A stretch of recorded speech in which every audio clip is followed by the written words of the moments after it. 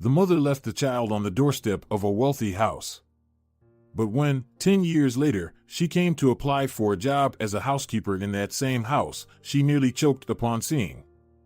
Jasmine was on cloud nine. Bruno had finally noticed her. For 2 years, she had been secretly in love with the most handsome guy in their faculty, and today he had approached her and suggested they go to the movies together. She told her friends everything, and they listened with envy and amazement. Jasmine felt proud that a guy like Bruno had chosen her. He was tall and good-looking, and he also came from a very wealthy family.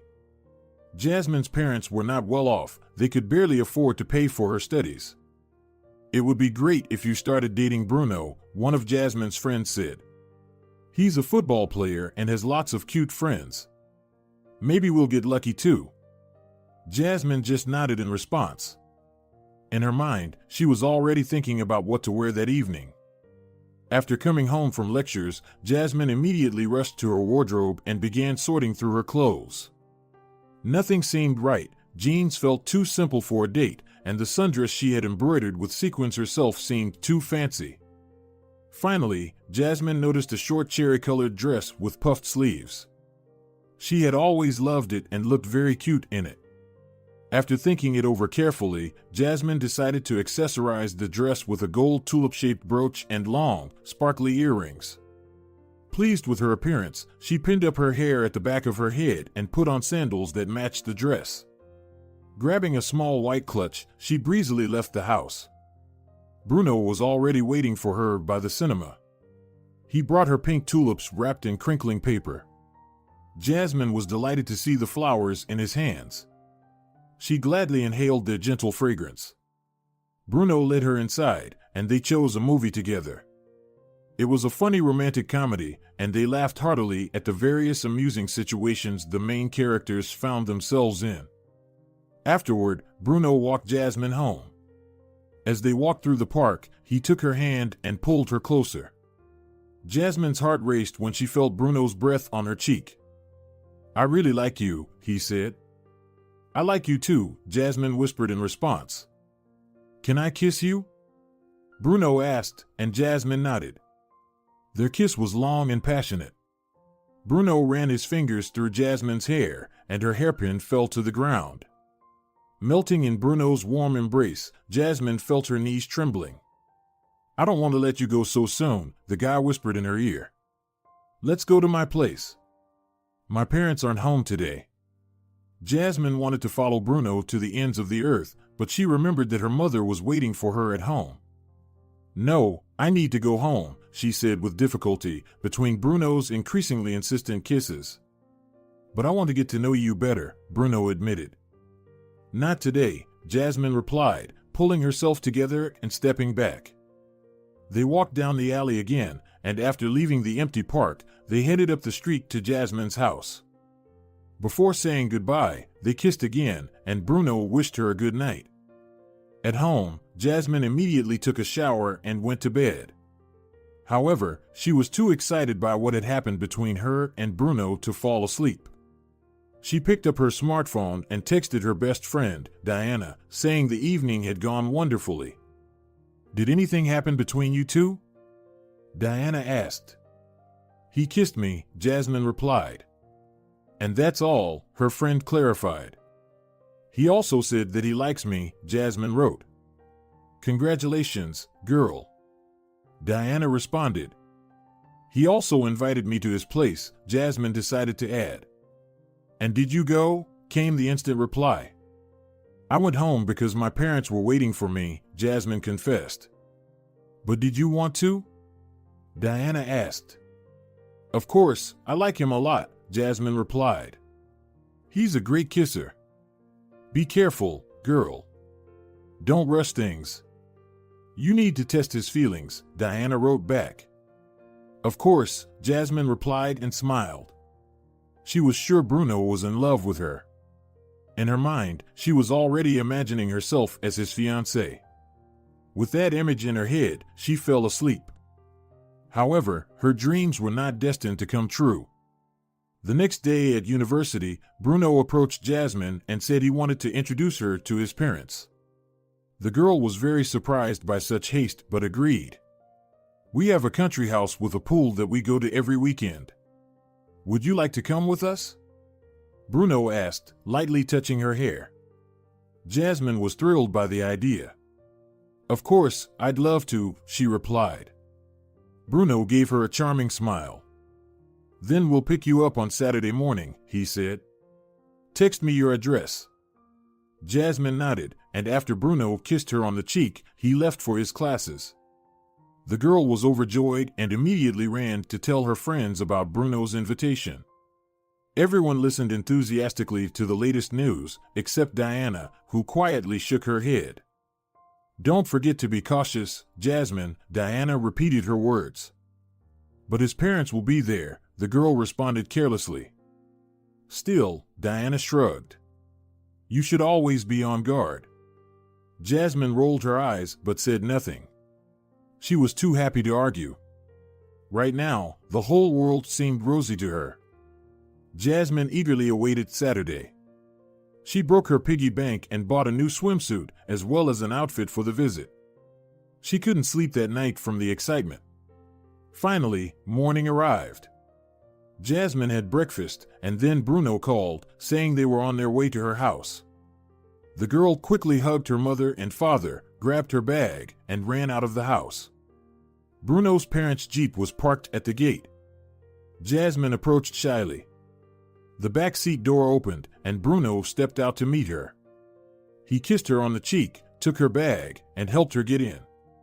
Bruno then introduced her to his parents, who turned out to be down-to-earth and friendly people. Jasmine quickly relaxed in the pleasant company. The drive took about an hour. When the car stopped, Jasmine saw a large mansion behind a wrought iron fence, painted a soft yellow. The grounds were filled with tall trees that provided pleasant shade. In front of the house was a lagoon-shaped pool with inviting bright turquoise water. What a wonderful place! Jasmine exclaimed in admiration. Yes, we love it too, Bruno's mother replied. It's a true oasis of peace and quiet. Come on, Jasmine, Bruno said. I'll show you the house and your room.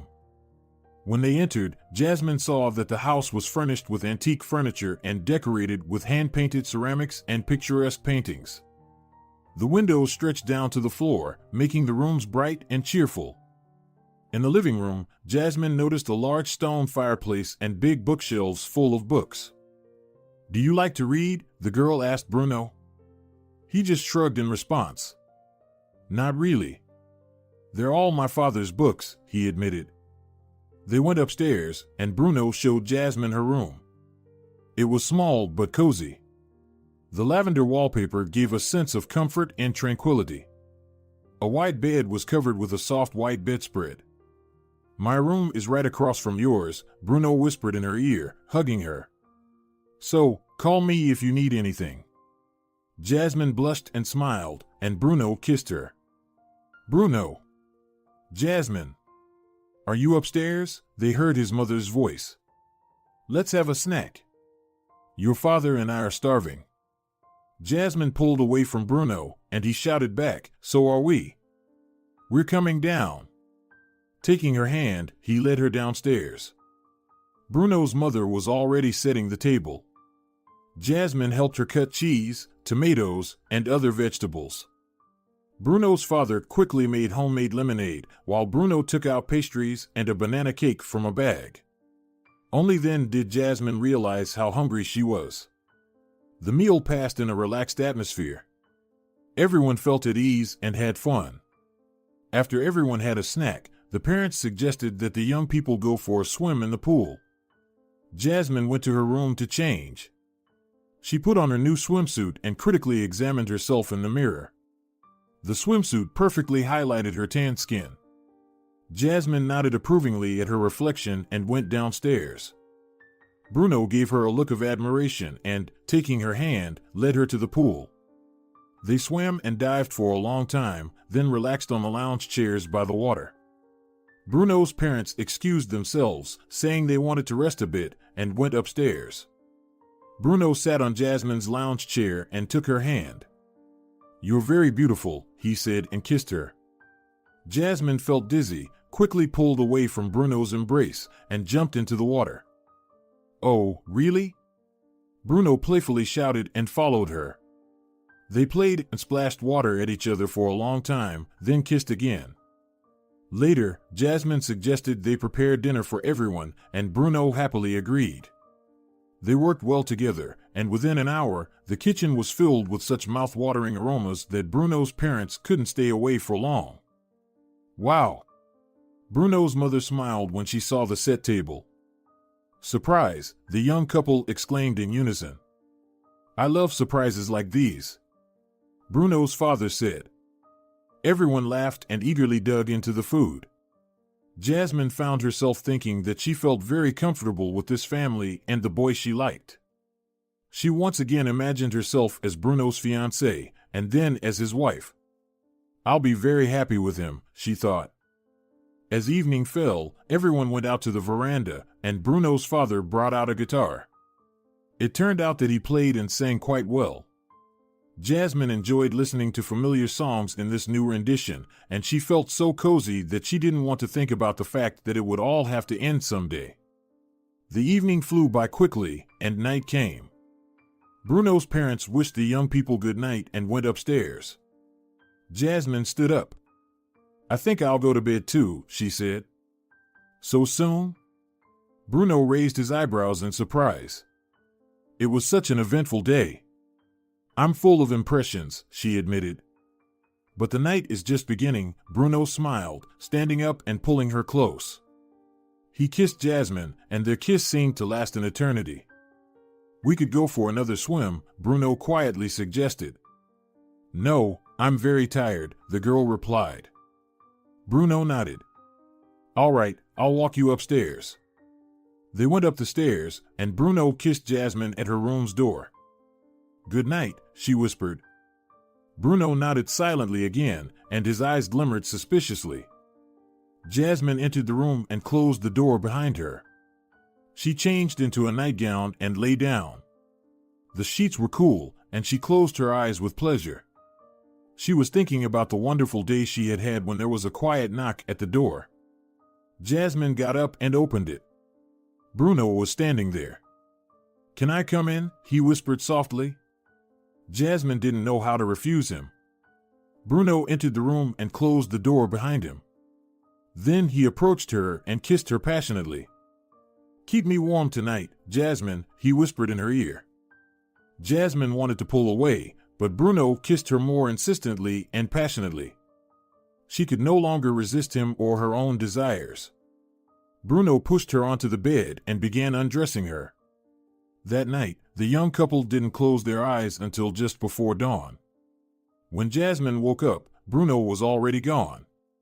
She got up, feeling unsteady, and looked at herself in the mirror. She was still the same Jasmine, but something had changed in her. Bruno was the first boy she had spent the night with. Jasmine smiled and saw that her face was glowing with happiness. She got dressed and went downstairs. Bruno and his parents had already prepared breakfast.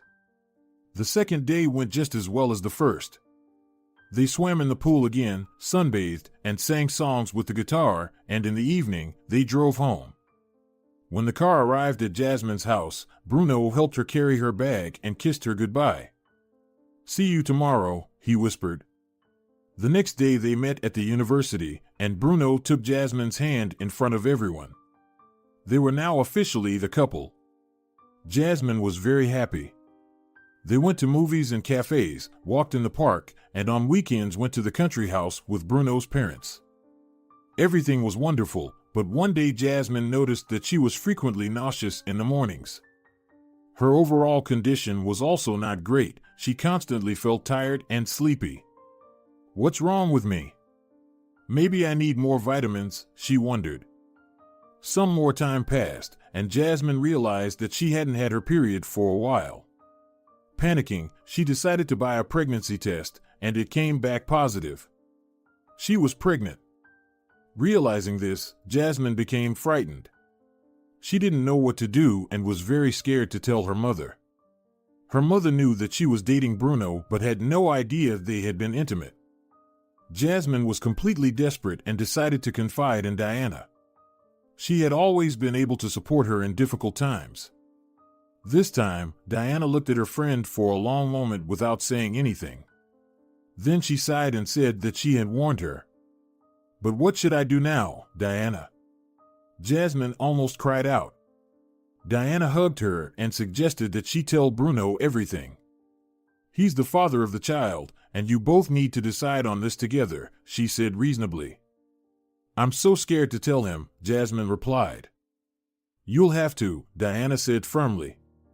"And you'll see how he really feels about you." Jasmine nodded and took a deep breath. At their next meeting, she would definitely tell Bruno everything. The next day, Bruno invited Jasmine for a walk in the park. They sat on one of the secluded benches, and Bruno started kissing her. "Wait a minute," she said, pulling away. "What's wrong?" Bruno asked, puzzled. "I need to tell you something," Jasmine replied. "Then say it quickly," Bruno smiled. "Because I want to kiss you." Jasmine took a deep breath to gather her courage. "Bruno, You see." "What?" "Don't drag it out," he said impatiently, stroking her hair. "I'm pregnant," Jasmine whispered. Bruno's expression changed upon hearing this. "What?" he exclaimed in disbelief. "I'm expecting a child, Bruno." "Your child?" "This can't be happening," Bruno exclaimed. "But it is," Jasmine said. Bruno jumped up from the bench, ran his fingers through his hair, and shook his head, as if refusing to accept what he'd heard. "Are you serious?" he asked, looking Jasmine in the eyes. "Yes," she nodded. "But we're too young to have a child." "We're too young," Bruno exclaimed. "I know," Jasmine replied quietly. "You have to get an abortion," Bruno said firmly. Jasmine looked up at him, her eyes filled with tears. "But I don't want to kill our baby," she whispered in horror. Bruno sat down beside her and took her hand. "We need to finish our studies, get established. It's not the right time to have children. This will ruin our lives, don't you understand?" "I understand everything, Bruno," Jasmine said, tears streaming down her cheeks. "You don't love me." Bruno tried to calm her down. "It's not about that. I'm just thinking about our future." But Jasmine wasn't listening. She pulled her hand away and ran off. The next day, she tearfully told her parents everything. They were furious when they heard the news. "How could you do this?" her father shouted. "We spend our last money on your education, and you go around with boys and bring home a child." Jasmine burst into tears. Her mother stayed silent but looked at her disapprovingly. Her father asked who the father of the child was, but Jasmine just shook her head. "In that case, you need to get rid of the child," he said. "It's not just about your education, but also our family's reputation." "But Dad, I don't want to do that," Jasmine protested. "You'll have to," her father responded harshly. Jasmine cried and ran to her room. She lay down on the bed and closed her eyes. Images flashed before her. She was walking down the street with a stroller, then sitting on a park bench holding a baby. Jasmine realized she didn't want to end the life that was now growing inside her. She decided firmly that she would have the baby and become a mother. She would love and care for the child. Even if the baby wouldn't have a father, grandparents, or family, she would still give it life. Jasmine got up and quietly packed her things into a bag. Then she silently left the house. Her parents were in their room and didn't hear a thing. Jasmine went to Diana's house and asked if she could stay there. Diana and her parents couldn't refuse her. Diana's parents had a fairly large house, so they were able to give Jasmine a small room on the second floor. This arrangement suited her perfectly. She now had a roof over her head and could safely carry her child. Of course, Jasmine stopped going to university and didn't see Bruno. He didn't try to contact her either. Jasmine still hoped for a while that he would find out where she was living, have a change of heart, and come to her with a big bouquet of flowers, but that never happened. Instead, Jasmine found a part-time job writing articles for a blog about femininity and beauty. Her pregnancy progressed easily and calmly, and the 9 months passed quickly and unnoticed. When it was time to give birth, Jasmine went to the maternity hospital with Diana. Fortunately, the birth also went surprisingly smoothly, and she delivered a healthy and beautiful baby. She named her son Manuel and eagerly awaited being discharged so they could go home. Jasmine decided that now her parents would have no choice but to accept their grandchild. In the maternity hospital, Jasmine quickly learned everything she needed to know. She skillfully breastfed Manuel, changed his diapers, rocked him, sang lullabies, and repeatedly kissed the unusual heart-shaped birthmark on his belly. Jasmine felt perfectly at ease in her role as a mother. She had no regrets and didn't even think about contacting Bruno. When they were discharged, Jasmine took a taxi and went to her parents' house with her son. Her father and mother were at home. When they opened the door and saw Jasmine, they couldn't believe their eyes. Her mother reached out towards her daughter and grandson, but her father stopped her. "Let this tramp go back to where she came from," he said angrily. "I don't want to see her in my house." With those words, he slammed the door in front of Jasmine and her son. It took a moment for Jasmine to realize what had happened. Her own father had rejected her. In deep shock, she staggered down the street, clutching her baby tightly. She came to her senses only when she reached a park by a fountain and decided to call Diana. "My parents didn't accept me," she admitted bitterly. "Can I come back to stay with you?" Diana paused for a moment. "Jasmine, I don't want to upset you," she confessed. "But my father has been offered a job abroad, and we've sold the house. We're packing up right now. I'm sorry, my friend. Maybe you should turn to Bruno?" Jasmine nodded and silently hung up. She didn't know what to do. Call Bruno? After all, he was the child's father. Jasmine decided to dial his number, but it was unreachable. She tried again after half an hour, then after an hour, but the result was the same. Most likely, Bruno had changed his number. Jasmine couldn't believe what was happening. She was left on the street with a newborn baby. She didn't know what to do and began simply going door to door in affluent neighborhoods, asking for work. In one house, they responded that they needed a maid. Jasmine said she could handle the job if the homeowners agreed to take her in along with her baby. They accepted, and Jasmine became a maid in a wealthy household. The owners were kind to her, but it was very hard for Jasmine. She had to clean the huge mansion while also taking care of and feeding her baby. She was very tired and worried that she might lose her milk. At night, the baby kept her awake, and Jasmine was constantly pale and exhausted. Several months passed. It became increasingly difficult for Jasmine, and she could no longer manage the cleaning as the homeowners desired. One morning, they told her they no longer needed her services, and Jasmine found herself back on the street. Her baby was teething and constantly crying. Jasmine could barely stand, but she had to look for work and shelter again. This time, she wasn't as lucky. The homeowners immediately sensed that Jasmine couldn't handle the work in her condition. Moreover, the sight of a crying baby scared them away. Evening came. Jasmine was completely desperate. She sat on the porch of a wealthy house, rocking Manuel to sleep. Finally, he fell asleep. In that moment, something clicked in Jasmine's tired mind. She looked at the facade of the mansion and imagined how well Manuel would live in such a house, rather than wandering the indifferent streets with her. These thoughts took hold of Jasmine's consciousness, and without fully realizing what she was doing, she placed the baby on the porch and walked away. Jasmine spent the night on a park bench.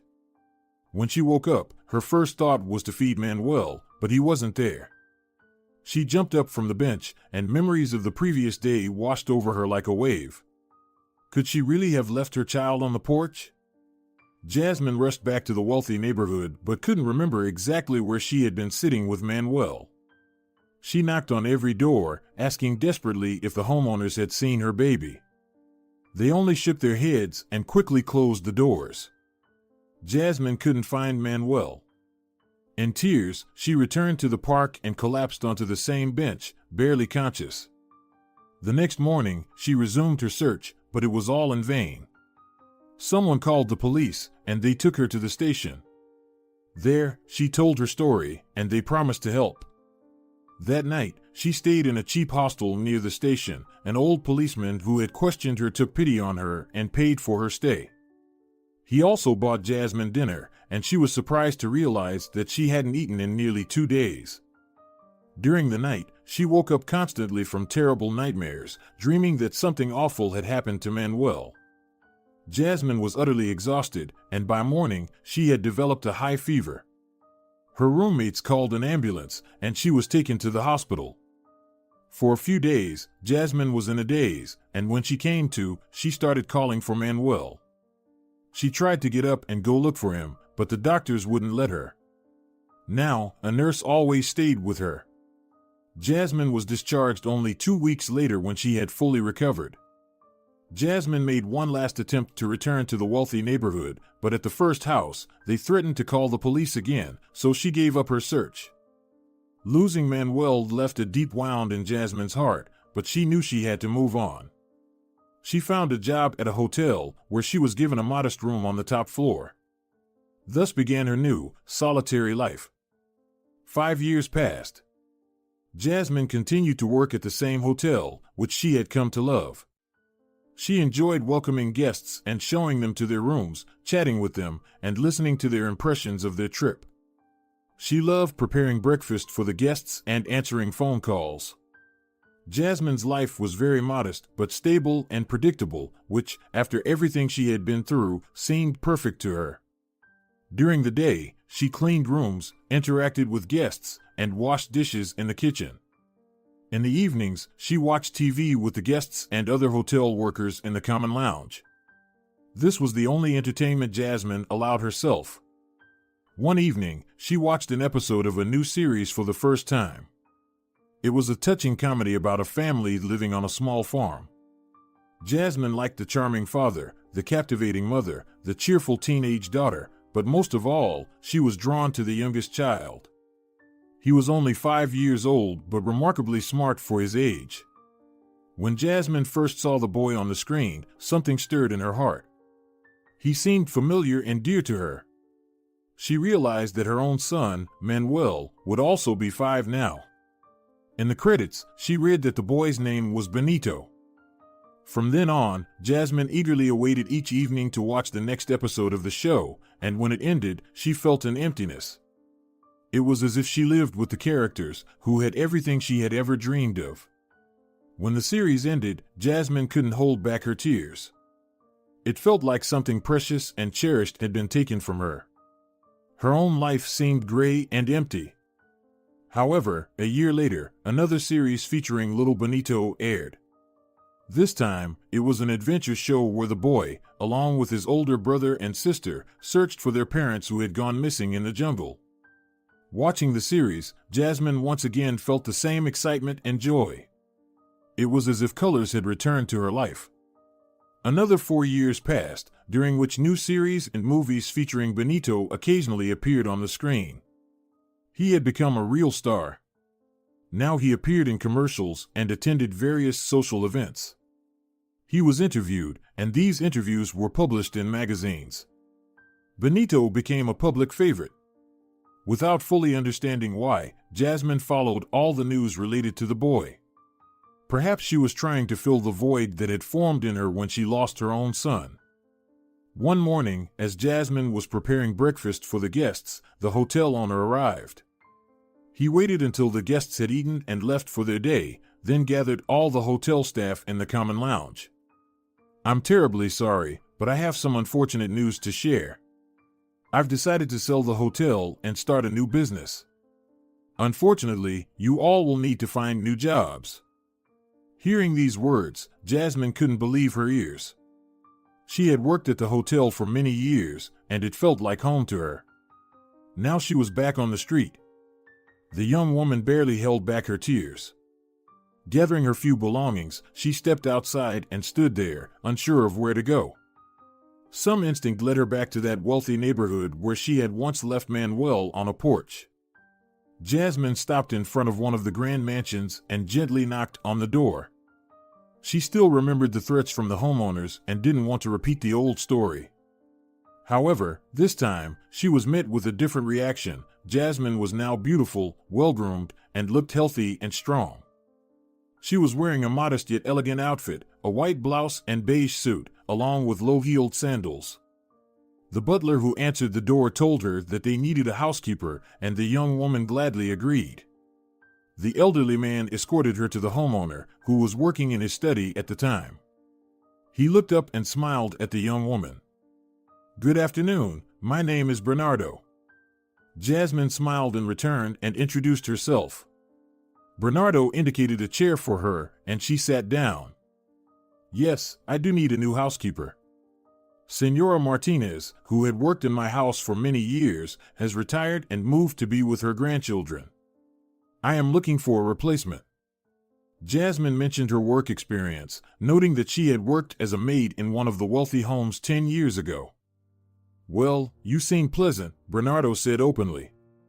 "I think I should hire you." Jasmine nodded gratefully. "Oh, I forgot to mention," the homeowner said hastily. "I have a son, and he is 10 years old." Hearing this number, Jasmine flinched but quickly composed herself. "Sometimes you will need to help him with his homework," Bernardo continued. "He is very busy, and he doesn't always have time for school." "Do you have an education?" Jasmine explained that she had attended university but had not completed it. "Yes, of course, I would be happy to help your son," she added. "He is currently at school and should return by 2 o'clock. The driver will bring him home. Please feed him and then make sure he sits down to do his homework." "All right, sir," Jasmine responded and left the homeowner's study. The butler showed her to her new room. It was small but bright and cozy. The room had everything she needed: a fairly wide bed, a spacious wardrobe, a mirror, and a desk. Jasmine liked the floral pattern on the lavender-colored walls. Similar wallpaper was in the room at Diana's house, and the young woman fondly remembered the happy moments of her pregnancy. With a sigh, she began to unpack her belongings. As it approached 2 o'clock, she went down to the kitchen and prepared sandwiches for the homeowner's son. Jasmine was eagerly anticipating meeting the boy. She was glad to be in a house with a child. Perhaps it would help her miss Manuel a little less. Finally, the front door opened, and Jasmine heard a child's voice cheerfully greeting the butler. The young woman hurried into the hall and froze in place. Standing before her was Benito, the very same little actor beloved by the entire country. But it can't be, Jasmine thought to herself. Yet, it was true. "Hello," Benito said, looking at Jasmine with confusion. "Oh, hello." Jasmine quickly recovered. "I'm sorry, I didn't introduce myself. My name is Jasmine, and I'm the new housekeeper." "Nice to meet you," the boy said with a smile. "I'm Benito. But you might already know me." With these words, he gave Jasmine a sly look. "Yes, I must admit, I've seen the films you're in," Jasmine replied. The boy's eyes lit up. "And how did you like them?" he asked. "I love them," Jasmine admitted. "Oh, thank you," Benito said. "I worked very hard." Jasmine realized that there was no trace of arrogance or pride in the boy. He simply did what he enjoyed. "I've made you some sandwiches," Jasmine said. "They're on the table." "Wow. I love sandwiches. Senora Martinez wouldn't let me eat them. She always made me soup or risotto for lunch." Jasmine just smiled in response. "I can cook those dishes too." "Oh, I wish you could make chips," the boy laughed. Jasmine felt a pleasant sense of connection. She and Benito immediately hit it off. "I think we'll become good friends," she thought. Deep down, Jasmine felt mixed emotions: joy from interacting with the child and the lingering pain from losing her own son. Jasmine was right. She and Benito got along wonderfully. The young woman helped the boy with his homework, cooked for him, ironed his school shirts, and they even went for walks in the park together in the evenings. They talked about various topics and often shared their deepest secrets. The only thing Jasmine never told Benito was about the loss of her son. She didn't want to bring it up out loud.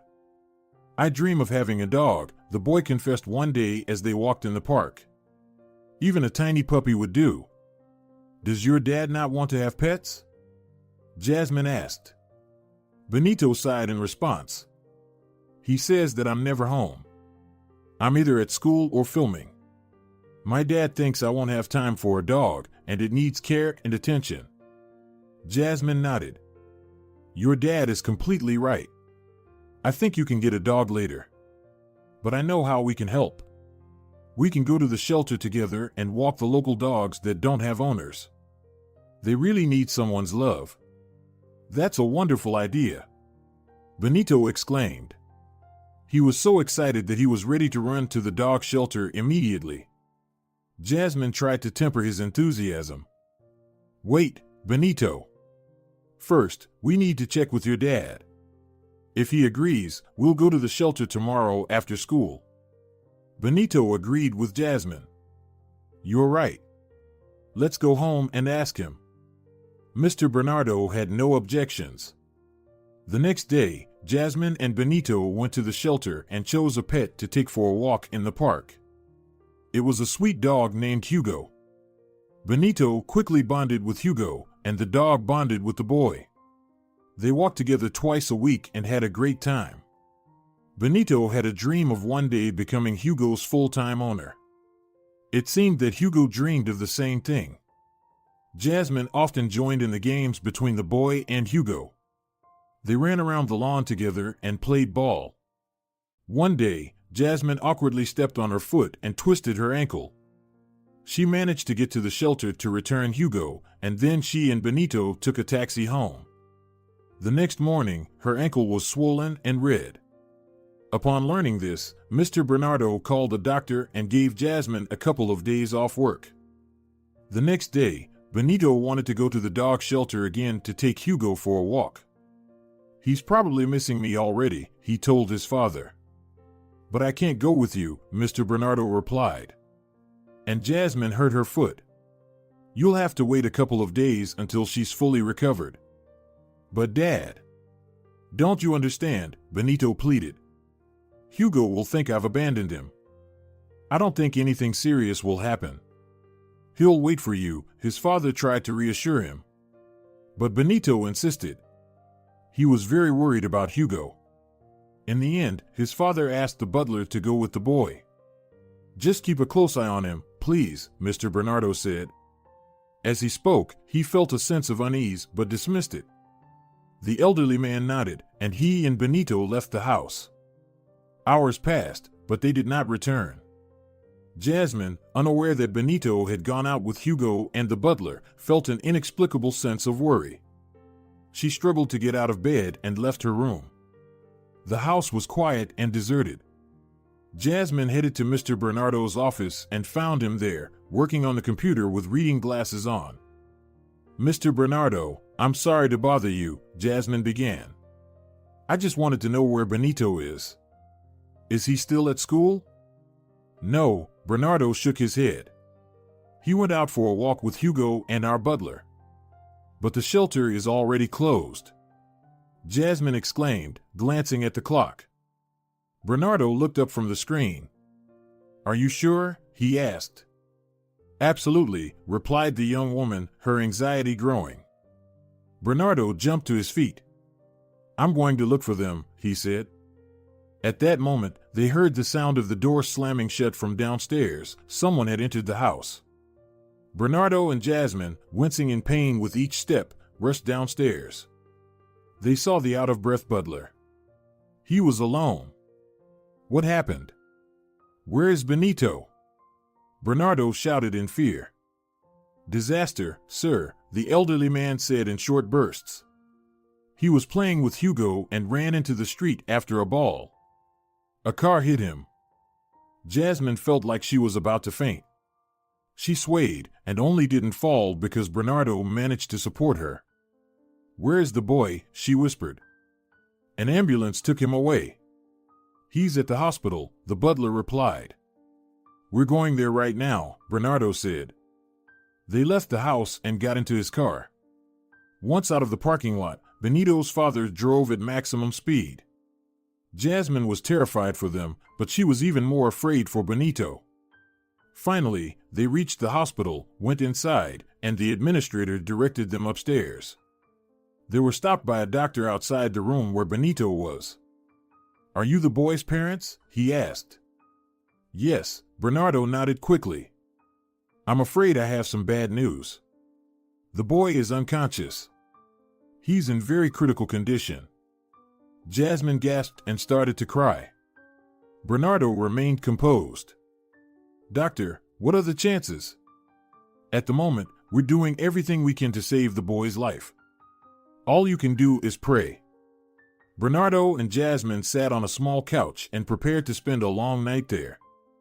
The young woman continued to cry. She felt the boy's pain as if it were her own and was very afraid of losing him. "It's a good thing there's no press here," Bernardo said quietly. Jasmine didn't respond. She withdrew into herself, focusing on her own feelings. Suddenly, for some inexplicable reason, she felt a strong urge to go into the room and hold the boy's hand. She stood up and, without asking for permission, slipped inside. Bernardo could only watch her in surprise. The room was dimly lit, with various machines beeping. Jasmine slowly approached the motionless Benito. A catheter was attached to his hand. His eyes were tightly closed, and his eyelids didn't move. Jasmine fought back the tears and sat down next to the boy. She took his hand. It was cold. "Benito, hear me," Jasmine whispered. "You have to live." Nothing changed. The boy showed no signs of life. Jasmine sighed and closed her eyes. Unexpectedly, she felt a strong urge to sing. A lullaby she used to sing to her own son came to her mind. The young woman took a deep breath and began to sing. The song seemed to come from the very depths of her heart. Jasmine wasn't aware of what she was doing or how much time had passed. When she finished singing all the lullabies she knew, she opened her eyes and saw the boy's eyelashes fluttering. "Manuel, you're awake," Jasmine said with a gentle voice, completely forgetting where she was. The boy opened his eyes. "Jasmine, is that you?" he whispered and tried to smile.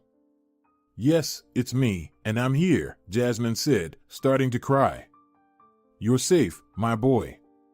"Why did you call me Manuel?" Benito asked. "Did I?"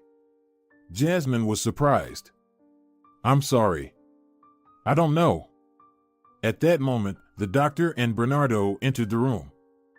"He's come to," Benito's father exclaimed.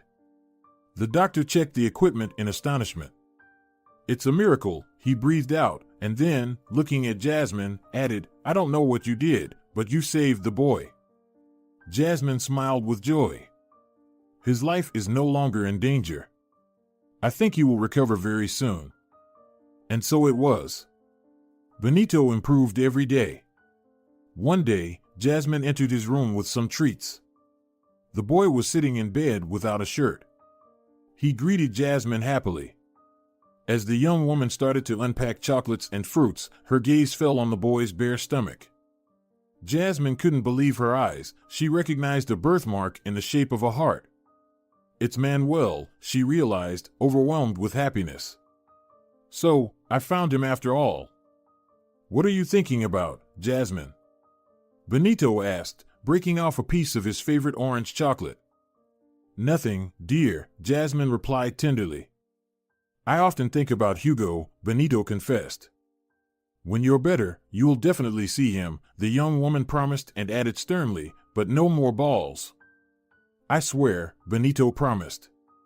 When Jasmine returned home, she went up to Bernardo's office and asked him about Benito's mother. He never had one, the man admitted. He had grown accustomed to Jasmine and trusted her. Bernardo told her the truth. 10 years ago, he had found Benito on the doorstep of his house and raised him as his own son. Jasmine cried. She confessed to Bernardo that it was she who had left the boy there. "I'm his mother," Jasmine said, and told Bernardo the whole story. He listened attentively. "Amazing," he said. "Now I understand what brought Benito back to life. It was the power of a mother's love." Jasmine just smiled in response. She continued to work in Mr. Bernardo's house, but gradually their relationship went beyond professional bounds. Jasmine and Bernardo became truly close, and one day they realized they could no longer live without each other. They decided to marry, and Benito had a mother once again. Dear viewers, if you enjoyed the story, please support the video by liking it and leaving a comment. Thank you very much. Alright, everyone's presentations are done. Nick, the manager, said as he tried to move the discussion forward. Excuse me, I haven't. I recently found out something. Nick interrupted me and began to speak. There's apparently someone in this department who didn't graduate high school and is just a part-timer. Meetings should be for employees only. Absolutely right. His lackey, Mike, of course, agreed with Nick. I'm leaving. After leaving the meeting room, I started to shut down my computer. I noticed that an email had arrived, not in my personal inbox, but in the company's shared email. Thinking, there's no point in speaking up, no one will listen, I went home quietly. The next day, I heard a commotion from Nick's desk. He was staring at his computer screen, his face pale. Nick? Is something wrong? Mike looked at the screen with him. And he turned even paler than Nick. Why is he so angry? Knowing the reason for Mike's distress, I thought to myself, serves them right. My name is Adam. My mother passed away when I was in the 9th grade, and I was raised by my father. Well, you could hardly call it being raised. After my mother passed, my father changed. He drowned his sorrows in alcohol, and though he still went to work, he squandered our living expenses on horse racing. Because of that, I had to start working part-time as soon as I entered high school. Every month, I went to the convenience store with bills in hand that couldn't be auto-deducted from my father's account. Even though I endured it because I didn't want to be alone, I reached my limit in my second year of high school and dropped out. I found a live-in job at a distant inn. Thank you for everything. The day I left home, my father, still staring at the TV, spoke. Take care. That was our last conversation. Back then, 18 wasn't the age of majority, so I needed my father's permission to work, and I couldn't hide my place of employment. Yet, my father never visited me even once. I kept working just to survive, and before I knew it, I was 42. Years of hard work paid off, and I was transferred to the headquarters. I was thrilled to be recognized by the company, as I thought I'd be working in the field until retirement due to my lack of formal education. Listen up. Our work can change the future of our employees. Don't drag us down. On my first day after the transfer, Nick, dressed in an expensive suit, spoke sternly. There was a reason for this. Our inn was located in a prominent tourist destination, known so well that everyone in the state could sing its commercial jingle. At its peak, we had 5 locations within the state. But that was long ago. Due to financial difficulties and aging facilities, only the place where I had worked for many years and the original establishment remained. I was prepared to lose my job anytime, but now there was a glimmer of hope. With the rise of social media, the tourist area where the inn was located started gaining attention again. Depending on how hard the sales department, where I was transferred, worked. We could either thrive or be forced to give up this prime location to the new hotel chains continuously popping up. For Nick, who had switched careers from another industry to strengthen our sales, this was a battle he couldn't afford to lose. I understood why he had to be strict. I will do my best. Nick sneered at my enthusiastic declaration. Did you not hear what I said? I'm sorry. I thought I was listening carefully. Out of habit from years of customer service, I apologized reflexively, though I had no idea what had offended him. Someone was watching me with a smirk. In this department, there are those who are expected to excel and those who have been shoved here because they have nowhere else to go. You are the latter. It was Mike, the section chief. He's 7 years younger, at 35. But he was called to headquarters much earlier than I was and had been moving around within the headquarters ever since. I'm not jealous, but I can't accept that he's my boss. Graduating from a prestigious university, he has an unusually high pride and caused many problems as a newbie, making things very difficult for me when I was the front desk leader. When I found out Mike was transferred to the sales department a month before me, I was disheartened. Mike is right. With just a middle school diploma, there's not much you can do. Don't even think about achieving results. As if I didn't exist, Nick remarked, I'm thirsty. Mike eagerly ran to the coffee maker. It seems Mike is Nick's lackey. I regretted being happy about my transfer to headquarters, wishing I had stayed on site forever. Send a direct mail to every company on this list by the end of the day. Nick only assigned me tasks that even a new graduate could handle. What? There are over 1,000 companies. You want me to send to all of them by today? Yes, if you and your fellow misfits split the work, even those with nowhere else to go should finish by today. I glanced at the employees typing away expressionlessly. They were worn out from customer service, only thinking about leaving on time, or were women reassigned after having children, with zero motivation for work. Even Sam, a new graduate from the same university as Mike, who was supposed to be among the expected achievers, had no enthusiasm for the job, having joined the company wanting to do customer service. I don't care what they say, I plan to quit anytime, he said. Only Nick and Mike were highly motivated, making all the decisions between the two of them. I originally only wanted to work at the inn to survive and had no particular attachment to this job. I swallowed my words, thinking I had no right to reprimand them. About a month after the transfer, Nick told us with a frustrated look. To commemorate the 50th anniversary, we've decided to create a plan exclusive for one group per day. Originally, Mike and I were supposed to come up with it, but our president, Mr. Thompson, insists on hearing everyone's opinions. So, you all get a chance. As Nick explained, Mike began handing out prints. Make sure not to embarrass Nick. If your ideas are half-baked, you'll have to redo them. It seemed that they had printed his handwritten notes by Mr. Thompson, which included several questions and a section for free responses. It made sense why Nick had to seek our input, given that all responses had to be submitted to Mr. Thompson. We were given a week to think about it, and a meeting was scheduled to compile our ideas. My plan is to let guests enjoy both the old and modern America. Nick began the presentations. Guests would watch a master confectioner at a nearby traditional sweet shop make sweets in front of them. The welcome drink would be premium tea in a bottle. Nick's plan was certainly attractive. After his presentation, Nick called on us to present in the order we were seated. Just as I stood up for my turn. All right, everyone's presentations are done. Excuse me, I haven't. I recently found out something. Nick interrupted me. There's someone in this department who didn't graduate high school and is just a part-timer. He was likely talking about me. I joined the company as a part-timer and was made a full-time employee when I turned 20. That was 20 years ago, so Nick and Mike probably had no chance to know until recently. Meetings should be for employees only. Absolutely right. After that, Nick kept creating opportunities to solicit everyone's opinions, purposefully excluding me from speaking. The meeting unexpectedly heated up and went past the scheduled end time. A few people asked to leave, and the discussion continued with the remaining few. Still here? Normally, you'd leave in that situation. Though I had no attachment to the job initially, hearing kind words from customers made me want to make them happier.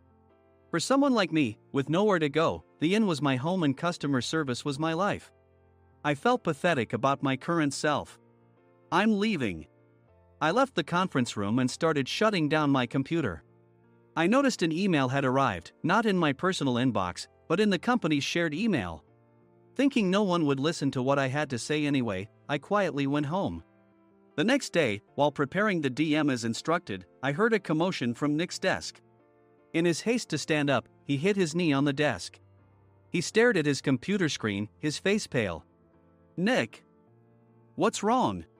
Mike, thinking he should be the first to rush over, approached Nick while still wearing his coat. He peered at the screen with Nick. And he turned even paler than Nick. Why is he so angry? Who is responsible for this company? Nick, more irritated than ever, asked, and Mike answered without checking. Probably Sam. Sam wasn't there because he was attending a morning training session for new hires. Nick gave up on getting angry and returned his gaze to the screen. They were looking at an email that arrived right after the end of the working day yesterday. Apparently, no one, including me, had checked it before leaving. The email was from a large company that used us for their annual employee trips. The president and executives of that company also frequently used our services personally. President of the company, Mr. Mason himself, had declared that neither he nor his company would ever use our services again.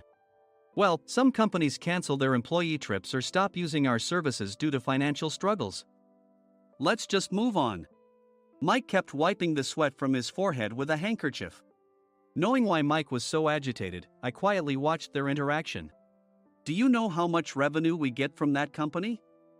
We can find other guests to fill the rooms, but we'll lose the banquet costs, gift shop revenue, rental car fees, and more. Moreover, the gifts were supposed to be prepared by the traditional confectionery shop involved in Nick's proposed plan. If it's known that we incurred such a huge loss at this critical time, Nick's position in the company would be jeopardized. Nick took a deep breath, seemingly trying to calm himself. All right, Mike. Go to New York right now and apologize to Mr. Mason. What? You're coming with me, right? I have urgent work to do. I trust you, which is why I'm entrusting this to you. Please. Mike, believing Nick's sincerity, agreed with a determined look on his face, saying, yes. That's Nick for you. Even if Mike went to apologize, Nick would shift all the blame onto him if the client didn't change their mind. Well, it was Mike's fault to begin with, so it served him right. About 3 hours later, Sam answered a call from somewhere and repeatedly apologized, saying, I'm very sorry. Everyone watched to see what was happening. After ending the call, he informed Nick with a weary tone. When Mike arrived at the client's company, he only made things worse, further infuriating Mr. Mason. He was demanding, get his boss here immediately. It was no wonder Sam was exhausted, dealing with such a call right after returning from training. What is that idiot doing? All right, Adam, you're coming with me. If sacrificing Mike didn't work, then I must be next. Normally, I'd want to refuse at all costs, but I saw an opportunity in this situation. If I can be of assistance, I'd be happy to join you. I obediently followed Nick, and we flew to New York. When we introduced ourselves at the reception, it became clear how serious the situation was, as the receptionist personally escorted us to the president's office.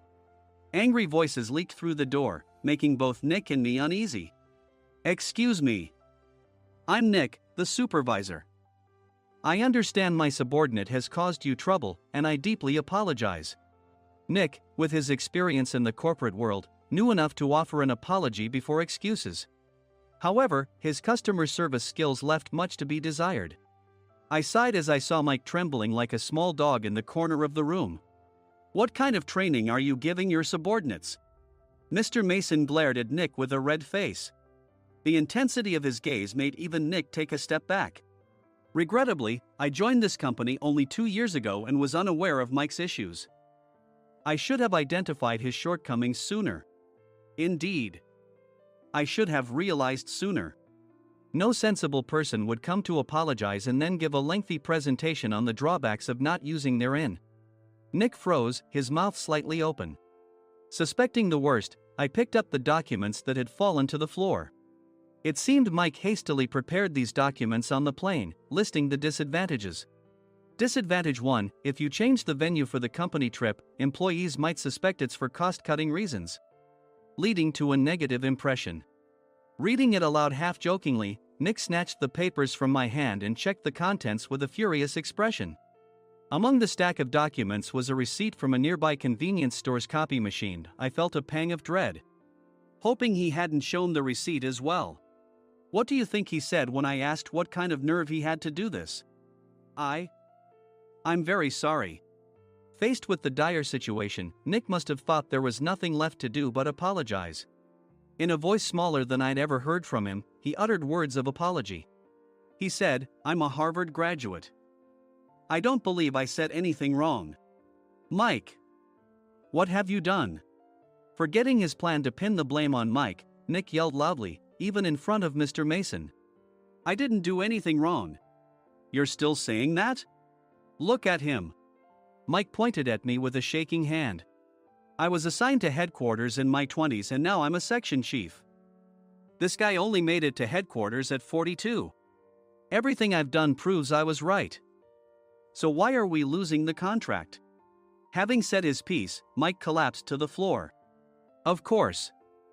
You were sent there because you had nowhere else to go. Mike never expected to hear such words from someone he looked down upon. He lunged at me, and Nick hurriedly stepped in to stop him. Mr. Thompson told me Mike is a quick thinker, and to take good care of him. There's no way he was pushed aside. Don't make things worse here. He didn't say quick thinker, he said only quick-witted, didn't he? I don't remember that part. I recalled the many troubles Mike caused when he was a newbie. When Mike was on the front line, his pride was so high that he never apologized to customers. Customer service, especially in our job, doesn't work alone. It brings both good and bad situations. If the front staff or housekeepers made mistakes, or the cleaning company didn't properly clean a room, one had to apologize to the customers regardless of personal fault. Mike, in such situations, would never apologize, insisting he wasn't at fault. This often angered customers, and as the front desk leader, I frequently had to apologize on his behalf. He caused complaints and disrupted operations, which is why he was quickly moved to headquarters. In departments where he didn't interact directly with customers, his quick thinking was beneficial and things went well. But it seemed his flaws were starting to show. Corporate reservations are supposed to be entered into the system by the sales representative. But a quick check yesterday revealed that more than 10 items were missing from the client's reservation. The handover document clearly stated what needed to be prepared. Why didn't you enter it into the system? Why do we have to give them special treatment? Filling rooms near the banquet hall, setting up all the food in advance. Specifying the brand of wine, they're too demanding. No wonder he always angered customers, I thought, feeling a headache coming on. Grouping them in rooms near the banquet hall is for our benefit too. It makes it easier for the staff to set up beds and serve breakfast since everyone's schedule is synchronized. As for the other requests, Mr. Mason suggested them to lighten our load. I didn't know that. Nick finally seemed to realize that Mike was the one who had angered the client. What did you say to them? I just told them we wouldn't give them special treatment anymore. We shouldn't waste effort on things that don't bring in money.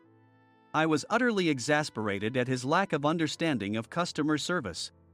Of course, we shouldn't comply with unreasonable demands. But carrying over successful practices from past stays makes customers feel remembered and enhances their experience. Good memories encourage repeat visits. That's part of our job. I looked down at Mike, who was sitting on the floor.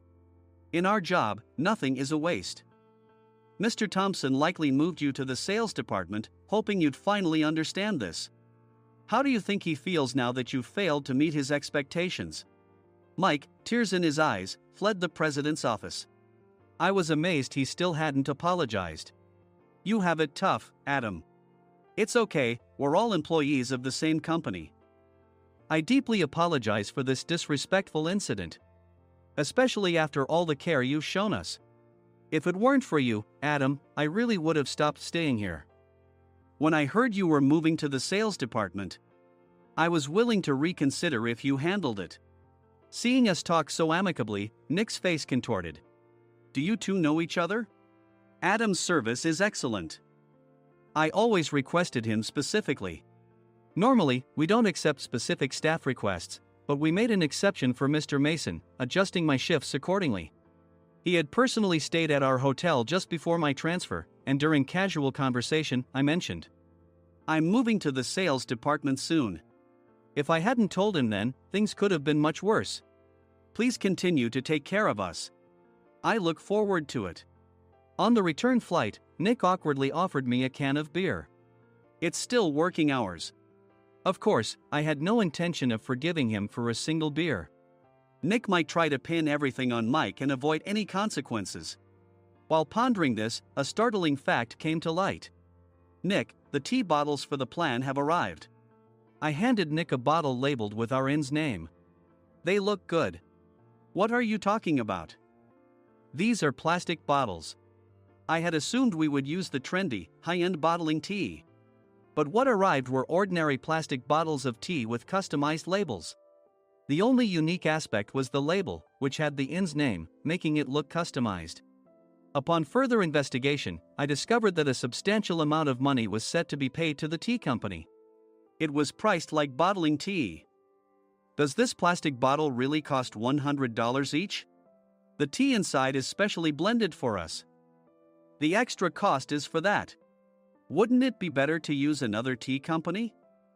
Or is there a specific reason we must use this one? As Nick continued to make excuses, I showed him a printed email. I informed the tea company's president, Mr. Mitchell, that we discovered irregular payments and he confessed. He said you two were high school classmates and planned to split the extra money. That idiot. Why did he confess? That's not important. You should worry about yourself, this could turn into a police matter. Opening the bottle cap, I suggested. How about calming down with this tea? It supposedly has a relaxing effect. Nick drank the tea frantically. In the following days, decisions were made about their fates. Mike was reassigned to the General Affairs Department, with no chance of transfer or promotion, as per Mr. Thompson's orders. As for Nick, since the payment to the tea company hadn't yet been made, he narrowly avoided legal trouble. Instead, he was encouraged to leave the company, and to avoid further complications, Nick submitted his resignation. Rumor has it that connections between HR departments have made it difficult for him to find new employment. Even though it was good to have those two gone, something unexpected happened in the sales department. Everyone became motivated and united in refining the 50th anniversary plan. In the end, my plan was adopted. We collaborated with the Tourist Information Center to provide personalized guides. The plan, tailored to the number of guests, was truly special for the 50th anniversary. Hey, is Adam's family coming to stay? I immediately booked that special plan for my family. Sam noticed it on the reservation list and quickly picked up on it. Yes, I'm inviting my father. That's great. I might invite my parents too. I lacked the courage to face my father just as Adam. But here, with the confidence Mr. Mason praised, I felt ready. The 50th anniversary plan was a perfect opportunity to reconnect with my father. I hoped to bring back the days when we could laugh together as we once did.